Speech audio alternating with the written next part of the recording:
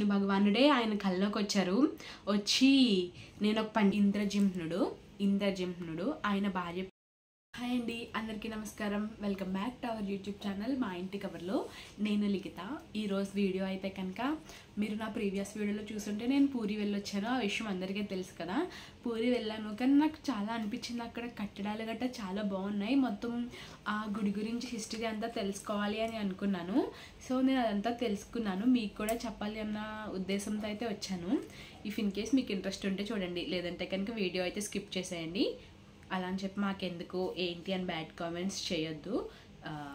ఈ పూరి గుడి అయితే కనుక కృతయుగంలో కట్టబడిందండి. కృతయుగం అంటే రాముడి కన్నా ముందు, లైక్ రామాయణంలో కూడా ఈ గుడి గురించి అయితే ఉన్నదంట.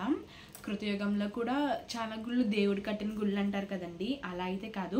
మనం పూరిలో ఉన్నంతసేపు ఎక్కువ మనకి వినిపించే పేరు అయితే కనుక పుండీచ అన్న పేరైతే ఎక్కువ వినిపిస్తుందండి. నేను ఒకవేళ ప్రొనౌన్సియేషన్ తప్పిస్తే కనుక ఇక్కడైతే రాస్తాను. కృతయుగంలో ఉండే మహారాజు భార్య పేరు అది. మహారాజు పేరు వచ్చేసి ఇంద్రజిమ్నుడు. ఆయన భార్య పేరు వచ్చి గుండీచ. చాలా పరాక్రమవంతుడు, చాలా రాజ్యాలను దోచుకున్నాడు. కానీ రాజ్యాలన్నీ అతనివైనా సరే అతనైతే సాటిస్ఫై అవ్వలేదు. అతను ఏదో ఒకటి చేయాలనుకున్నారనమాట. అలా చేయాలి అన్న టైంలోనే చెయ్యాలి, కానీ చరిత్రలో నిలిచిపోవాలి అన్న టైప్లో అనుకున్నారు. సో అందుకనే ఆలయం కట్టాలి అన్న ఒపీనియన్కి అయితే వచ్చారు. ఆలయం కట్టాలి అన్న తర్వాత అయితే కనుక ఆలయం కడితే ఓకే, అందరూ కడతారు, కానీ నేను కట్టేది మాత్రం డిఫరెంట్గా ఉండాలి అని చెప్పి పూరిలో ఆలయంలో విగ్రహాలు ఉంటాయి కదండి, మన విగ్రహమూర్తులు, వాటిని ఎవరూ చేయలేదు అలా చేయాలి అని అయితే అనుకున్నారు. అవి కూడా ఎలా అంటే, ఇప్పుడు అందరూ పెట్టి విగ్రహం, ఇప్పుడు మనం నిజమే కదండి, మనం దండం పెట్టుకుంటాం దేవుడికి. దేవుడి నిజ రూపం ఏదో మనకు తెలియదు కదా. అతను కానీ దేవుడినే తీసుకొచ్చి అక్కడ ప్రతిష్ఠించాలి అని అనుకున్నారంట.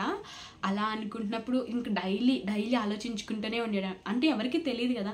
సో అలాగా ఆలోచించుకుంటూ దేవుడు ఏ రూపంలో ఉంటారు, ఎలాగా దేవుడు ఒరిజినల్ రూపం ఏంటి అని ఆలోచిస్తూ ఉంటే ఒక రోజు నైట్ నిద్రించారంట. నిద్రించిన తర్వాత సాక్షాత్తు ఆ విష్ణు భగవానుడే ఆయన కల్లోకి వచ్చారు. వచ్చి నేను ఒక పని చెప్తాను చెయ్యి అని అన్నారంట. ఆయన ఒకసారి సరే అని కల్లోనే మాట్లాడుతున్నారంట. సరే అన్నారు. ఆయన చెప్పింది ఏంటంటే, నీలాచలం అనే ఒక ప్రదేశం ఉంది. ఆ నీలాచలం దగ్గర అదొక కొండ, అక్కడికి వెళ్ళు, అక్కడ నేను ఉన్నాను అని చెప్పి స్వయంగా నేనే ఉన్నాను అని చెప్పారంట. అక్కడ నేనున్న రూపం వచ్చేసి నీలమాధవుడు అనే రూపంలో అయితే ఉన్నాను, వెళ్ళి చూడు అని చెప్పారంట. సరే అని చెప్పి ఆ రాజు ఆయన దగ్గరున్న ఎంతో తెలివైనటువంటి మనుషులను అయితే పంపించారు. అందులో 4 దిక్కులకు పంపించగా అందులో ఒకరి పేరు మాత్రం విద్యాపతి. ఆయన్ని కూడా ఒకవైపు పంపించారు. ఆయన ఎలా అంటే ఈ రాజుకి రైట్ హ్యాండ్ లాగా అనమాట. ఆయన్ని పంపించగా మిగిలిన 3 అయితే కనుక తిరిగి వచ్చేసారు.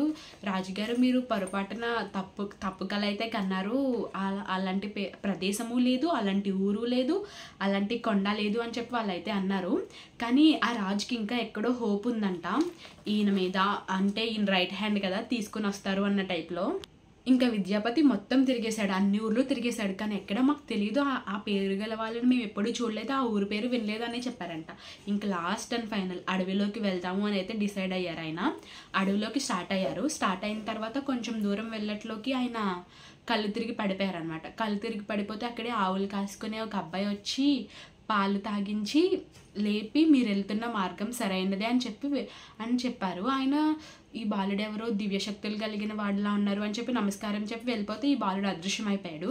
ఆయన అలా కొంచెం ఎదరికి వెళ్తూ ఉండగా, కొంచెం ఎదరికి వెళ్ళేసరికి లలిత అనే ఒక అమ్మాయి కనిపించింది.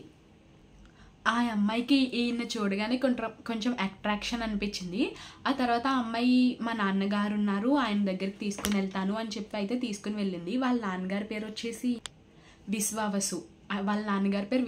వీళ్ళు ఒక గూడానికి సంబంధించిన మనుషులు అనమాట, గిరిజన ప్రాంతానికి సంబంధించిన మనుషులు. అయితే ఈయన్ని వాళ్ళ నాన్నగారి దగ్గరికి అయితే తీసుకువెళ్ళింది ఆ అమ్మాయి. కానీ విశ్వావసు, మీరు ఇక్కడికి వచ్చిన పని ఏంటి అంటే వాళ్ళకి చెప్పలేదు, ఏదో పని మీద వచ్చానని అయితే చెప్పారు.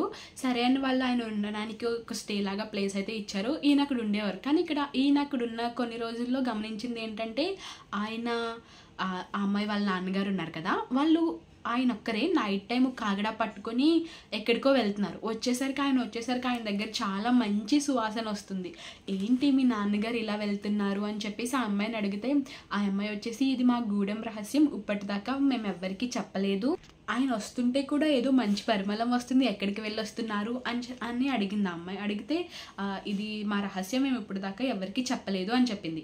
ఈ కథ మీకు ఇంట్రెస్టింగ్గా అనిపించిందా? అయితే సబ్స్క్రైబ్ చేయండి. ఆ తర్వాత ఏమైందో తెలుసుకోవాలి అంటే కనుక నెక్స్ట్ పార్ట్ కోసం వెయిట్ చేయండి.